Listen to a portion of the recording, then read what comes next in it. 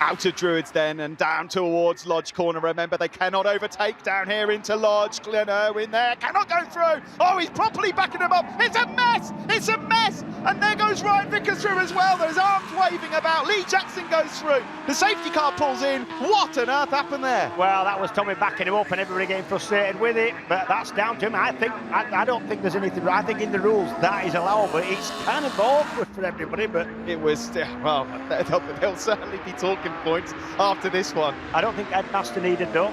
I think that's all right. As it happens, it's as you were out front. It's Tommy Bridewell leading Glenn Irwin on lap 16 of 18. Irwin now getting tucked up behind the screen, up towards Island Bend.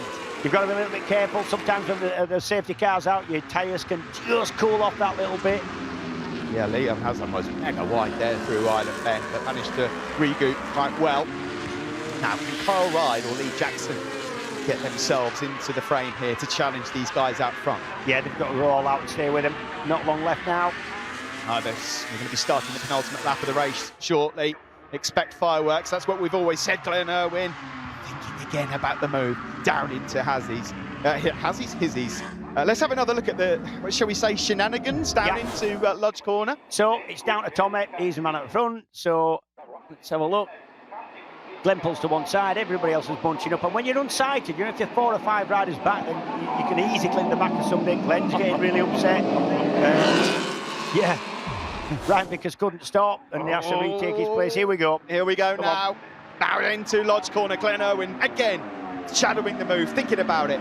He regroups, he gets the drive out of Lodge Corner. Now over to Elite. We start the penultimate lap of the race. It's Bridewell versus Irwin. This is all going off here, ladies and gentlemen. Through turn 1, doesn't make the move. Right, 2 laps left. You cannot leave it till the last opportunity to overtake over it because sometimes it doesn't work. You've got to leave yourself 2 or 3 goals if you're going to go. And I think any time from now, Glenn is going to want to be getting past here.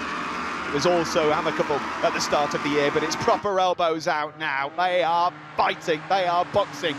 Race control said that the restart is under investigation from Tommy Bridewell, but for now we'll talk about what we see on the screen. Defensive into Shell Oils from Bridewell.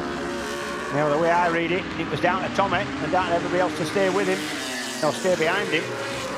No one at the moment can stay with these guys. Even under the restart, it's still the same story. Bridewell and Irwin. Has Irwin got anything left up his sleeve here? Because Bridewell's really pushing on this lap. Not close enough by a long way to make a move into Hizzies on this occasion. Now that is one of the places. The other one is into Lodge. So this Knickerbrook up Clay Hill, and then you've got to start setting your move up. If you're going to have a go at Lodge, you really need to be setting it up from now, going forward and getting a little bit of a run after Druids, which is here. There's a long lap coming for Tommy Bridewell. Can you believe it? I can't believe that. The story shifts again in Bennetts BSB, and this is going to be talked about. Really, this is a massive moment in the championship. I can't believe that. He's been given a long lap penalty. We're now then on the final lap of the race. So he's going to get a time equivalent penalty if he doesn't take it. This ain't going to cheer him up, Bennett. Well, no, it's not. I mean, if he was angry yesterday, imagine what he's going to be like now. If he doesn't do it this lap, he's going to get a 3-second penalty, and he's going to be spewing. He's going to be spewing. Well, the race director knows the rules. He wrote them, so there must be a safety thing involved. It's down to the leader to do what he wants in that restart, unless there's a safety issue, I guess. The thing is, Glenn Irwin doesn't know he's got a penalty. No. He doesn't know that he's got that penalty, and I can't imagine Tommy's going to take this now, unless he maybe saw it himself on the pit boards. Let's see, we're on the final lap, but Tommy Bridewell's got a long lap penalty. Does he take it here, or does he take the equivalent at the end of the race? Well, he's going to take it at the end of the race, which is, anyone would do the same thing. Yep, in this position. Glenn Irwin, maybe he doesn't know. You'll soon know if he doesn't, because he'll have a big lunge down into the final corner, up towards the Druids are about to go. Knickerbrook, Druids coming. Oh, and it was sideways there from Tommy Bridewell, and defensive into Druids as well. They're going to be side by side.